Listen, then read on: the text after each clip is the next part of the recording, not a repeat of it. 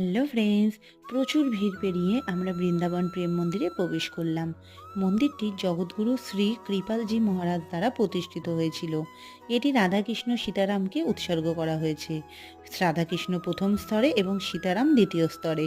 শ্রীকৃষ্ণ ও রসিক সাধকদের বিভিন্ন লীলা মূল মন্দিরের পুরো দেওয়ালে চিহ্নিত করা হয়েছে। 2001 সালে জানুয়ারিতে মন্দিরটি নির্মাণ শুরু হয়েছিল আর 2012 সালের ফেব্রুয়ারিতে কমপ্লিট হয়েছিল। মন্দির কমপ্লেক্সে শ্রীকৃষ্ণের 4টি লীলার জীবন্ত আকৃতি চিত্র রয়েছে: ঝুলন্ত লীলা, গোবর্ধন লীলা, রাসলীলা এবং কালিয়া নাগ লীলা। এছাড়াও রাধাকৃষ্ণ লীলার অসংখ্য প্রতিকৃতি বা ভগবান কৃষ্ণের অলৌকিক ঘটনাগুলোও মন্দিরের ভেতরে পাওয়া যায়। তাড়াহুড়া করে আমরা কিন্তু যতটা পেরেছি ঘুরে ঘুরে সব দেখে নিয়েছি। এখন আমাদের বেরিয়ে পড়তে হবে, কারণ সন্ধে ঠিক 7:30টায় আমাদের রয়েছে দিল্লি যাওয়ার ট্রেন। চলো সবাইকে টাটা।